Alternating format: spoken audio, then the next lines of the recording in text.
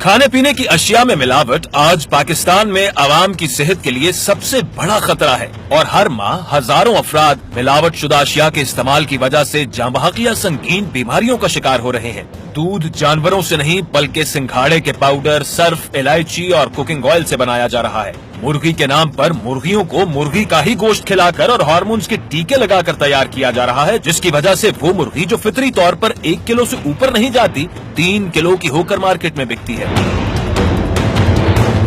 پھلوں کو تازہ رکھنے کے لیے ان پر مومی تہ چڑھائی جاتی ہے، تربوز میٹھا کرنے کے لیے ان میں رنگ اور مٹھاس کے ٹیکے لگائے جاتے ہیں، لیچی پر سپرے پینٹ سے رنگ کیا جاتا ہے۔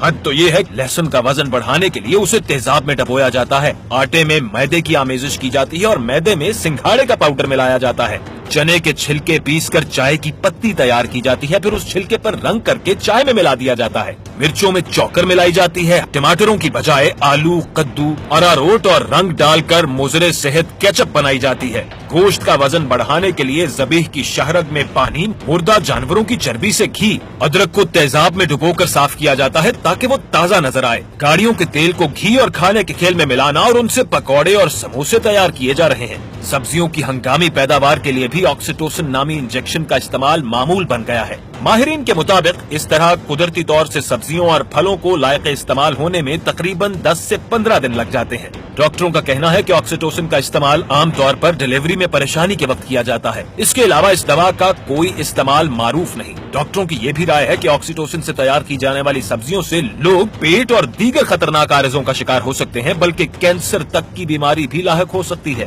پھلوں میں اسکرین نامی کیمیکل ڈالا جا رہا ہے جس سے پھل کا ذائقہ زیادہ میٹھا تو ہو جاتا ہے، لیکن اسکرین کے استعمال سے یہ پھل صحت کے لیے انتہائی مضر ہو جاتا ہے۔ بلیوں کو پلایا جانے والا امپورٹڈ جوس بازار میں مینگو جوس کے نام سے فروخت کیا جاتا ہے۔ یورپی ممالک میں جو خوراک زائد المیعاد ہو جاتی ہے اسے اسکریپ کے ساتھ پاکستان درآمد کر کے یہاں اس کا لیبل تبدیل کر دیا جاتا ہے، پھر تازہ تاریخ کے ساتھ اسے مارکیٹ میں کھلے عام بیچا جاتا ہے۔ پنجاب فوڈ اتھارٹی کے مختلف چھاپوں میں یہ بات بھی سامنے آئی ہے کہ گدھے، خنزیر اور دیگر حرام اشیاء کا نام مٹن اور بیف کے نام پر مختلف ہوٹلوں میں کھلایا جاتا رہا ہے، جبکہ مردہ جانوروں کا گوشت بھی شہر بھر میں فروخت کیا جا رہا ہے۔ اس سب ملاوٹ کا نتیجہ کینسر، معدے کی بیماریاں، ہائی بلڈ پریشر، دل کی بیماریاں اور نہ جانے کن کن اذیتوں کی صورت میں نکلتا ہے۔ حکومت پنجاب ملاوٹ اور اس فوڈ ایڈلٹریشن کے خاتمے کے لیے صدق نیت سے جہاد کر رہی ہے، لیکن یہ بھی حقیقت ہے کہ جب معاشرے میں عزت کا معیار دولت بن جائے تو پھر حرص کا شیطان سر چڑھ کر بولتا ہے اور کوئی سزا اور کوئی اخلاقیات انسان کو عدل کی راہ اپنانے پر مجبور نہیں کر پاتی۔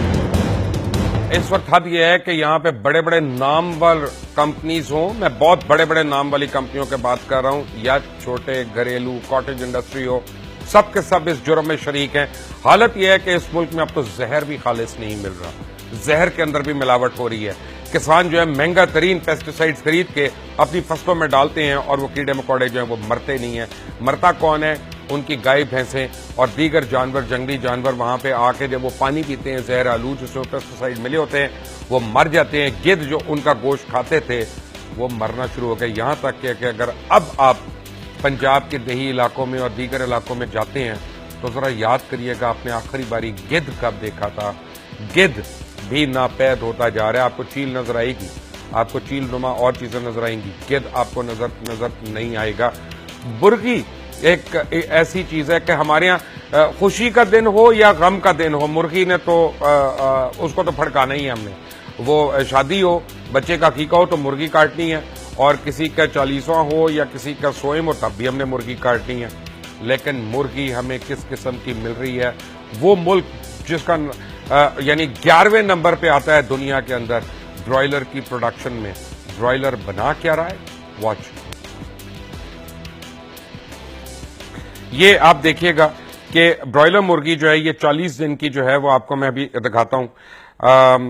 یعنی اور اس کو 4 کلو تک اس کا وزن پہنچتا ہے اور پھر اس کو کنزیوم کیا جاتا ہے۔ دیسی مرغی جو کسی قسم کی جینیٹک انجینئرنگ سے نہیں گزری ہوتی وہ بہت مشکل سے 1 کلو تک پہنچتی ہے۔ اس قدر اس کی تیز گروتھ ہونے کی وجہ سے مختلف ادویات اور اینٹی بائیوٹکس کے ٹیکے اور مخصوص فیڈز ہیں۔ مرغیوں کو وزن بڑھانے کے لیے سلفونامائڈ کے ٹیکے لگائے جاتے ہیں، اس کے علاوہ مختلف جراثیم اور انفیکشن سے بچاؤ کے لیے